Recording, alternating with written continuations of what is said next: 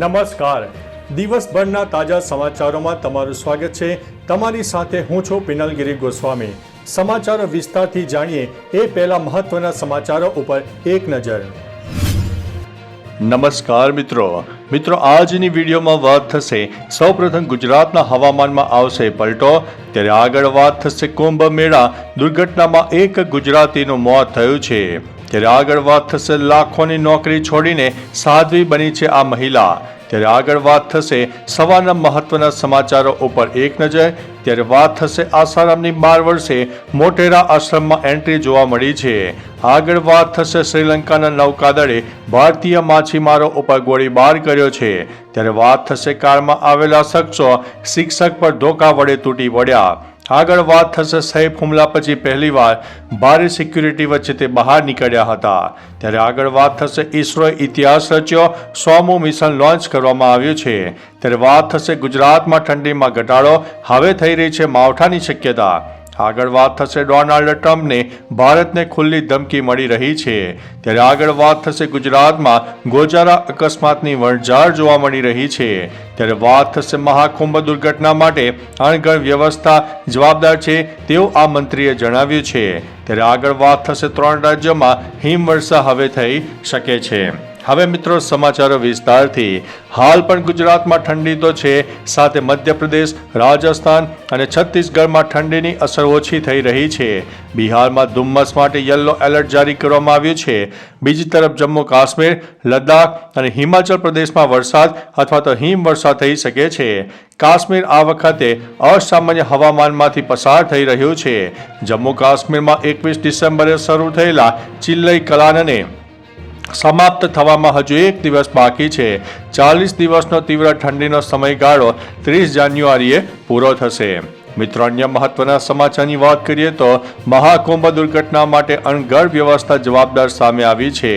મહાકુંભમાં થયેલી ભાગદોડ અંગે કોંગ્રેસ અધ્યક્ષ મલ્લિકા ખર્જુન અડકે તીર્થરાજ સંગમના કિનારે થયેલી ભાગદોડમાં લોકોના મોત અને ઘણા લોકો ઘાયલ થયાના સમાચાર ખૂબ જ હૃદયદ્રાવક છે।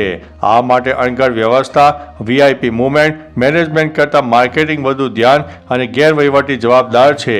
હજારો કરોડ રૂપિયા ખર્ચવા છતાં આવી વ્યવસ્થા હોવી નિંદનીય છે। મિત્રો, અન્ય મહત્વના સમાચારની વાત કરીએ તો ગુજરાતમાં ગોજારો અકસ્માત। રાજ્યમાં વધુ એક અકસ્માત થયો છે, જેમાં 3 યુવાનોના મોત થયા છે, એકની હાલત ગંભીર છે।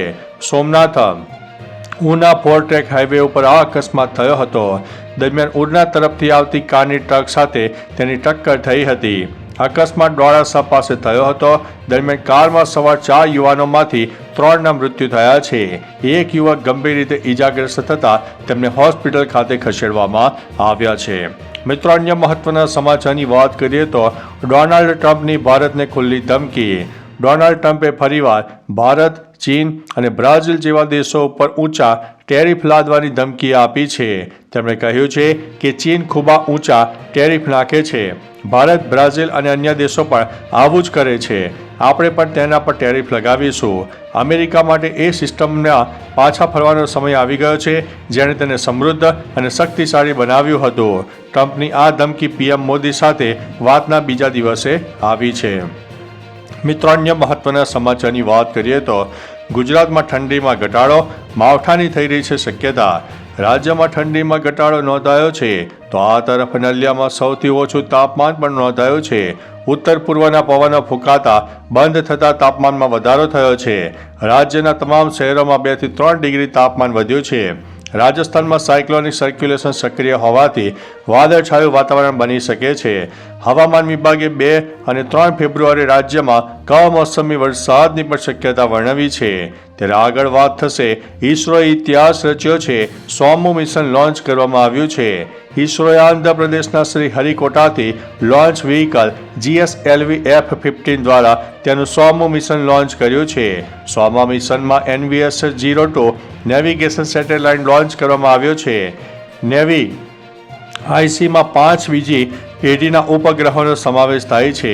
આ નેવિગેશન સેટેલાઇટ પરિવહનમાં યોગ્ય ટ્રેકિંગ અને માર્ગદર્શન આપવામાં મદદ કરશે। આ સફળ લોન્ચિંગની સાથે ઈસરોએ ઇતિહાસ પણ રચી દીધો છે। મિત્રો, અન્ય મહત્વના સમાચારની વાત કરીએ તો સૈફ પર હુમલા પછી પહેલીવાર ભારે સિક્યુરિટી વચ્ચે તે બહાર નીકળ્યા હતા. સૈફ અલી ખાન હુમલાની ઘટના બાદ હોસ્પિટલમાંથી રજા લઈને ઘરે પહોંચ્યા પછી પહેલીવાર ઘરની બહાર નીકળ્યા હતા. તેમની સાથે બહુ ગાઢ સિક્યુરિટી બંદોબસ્ત જોવા મળ્યો હતો. સૈફે રવિવારે પ્રથમ વખત પત્ની કરીરા સાથે બાંદ્રા ઘરમાંથી કડક સુરક્ષા સાથે બહાર નીકળીને પુત્ર ઇબ્રાહિમના ઘરે પહોંચ્યા હતા. સૈફ બહાર નીકળીને કારમાં બેઠો ત્યાં સુધી તેમની ચારે તરફ સિક્યુરિટી જવાનો હાજર હતા.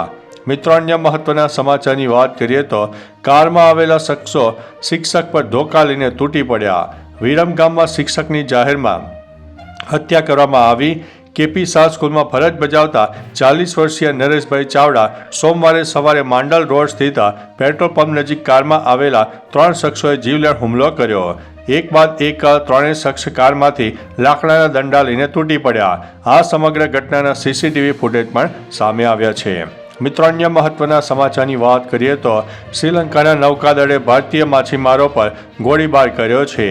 ગઈકાલે સવારે ડેલ્ફ ટાપુ પર નજીક શ્રીલંકાના નૌકાદળના ગોળીબારમાં 5 ભારતીય માછીમારો ઘાયલ થયા છે, જેમાંથી 2ની હાલત ગંભીર છે. ભારતના વિદેશ મંત્રાલયે આ ઘટના પર કડક પ્રતિક્રિયા આપી છે. વિદેશ મંત્રાલયે શ્રીલંકાના કાર્યકારી ઉચ્ચાયુક્તને સમન્સ પાઠવ્યા છે.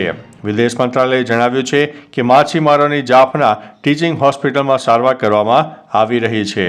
મિત્રો, અન્ય મહત્વના સમાચારની વાત કરીએ તો આસારામની 12 વર્ષે મોટેરા આશ્રમમાં એન્ટ્રી.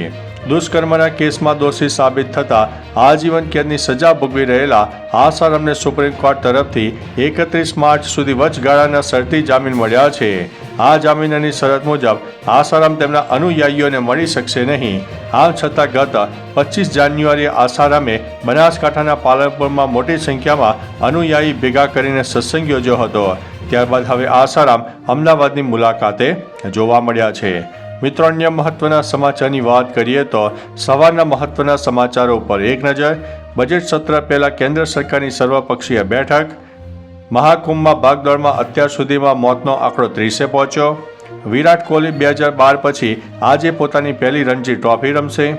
પશ્ચિમ કાંઠે ઇઝરાયેલી હવાઈ હુમલામાં 10 ફિલિપાઈનીઓના મોત થયા છે. અને ટ્રમ્પ સરકાર બધા હમાસ સમર્થકોના વિદ્યાર્થી વિઝા રદ કરશે. મિત્રો, અન્ય મહત્વના સમાચારની વાત કરીએ તો લાખોની નોકરી છોડી અને સાધ્વી બની ગયા. પ્રયાગરાજમાં 17 દિવસથી મહાકુંભનો મેળો ચાલી રહ્યો છે. કુંભના મેળામાં અનેક મોટા ચહેરાઓ સંયમના માર્ગે વળ્યા છે. ત્યારે હવે લાખોની નોકરી છોડીને એર હોસ્ટેસ સાધ્વી બનવા મહાકુંભમાં પહોંચી ગયા હતા. સોશિયલ મીડિયામાં આ મહિલાનો વિડીયો પણ વાયરલ થયો છે. મહાકુંભના મેળામાં અનેક ચહેરાઓ વાયરલ થયા છે, જેમાં મોનાલિસા, હર્ષા રિછારિયા, ત્યારબાદ હવે સાધ્વી પણ ચર્ચામાં જોવા મળ્યા છે. મિત્રો, અન્ય મહત્વના સમાચારની વાત કરીએ તો કુંભ મેળા દુર્ઘટનામાં એક ગુજરાતીનું મૃત્યુ થયું છે. પ્રયાગરાજ કુંભ મેળામાં સંગમ કિનારા પર થયેલી ભાગદોડમાં મૃત્યુ આંક 30 ઉપર પહોંચ્યો છે.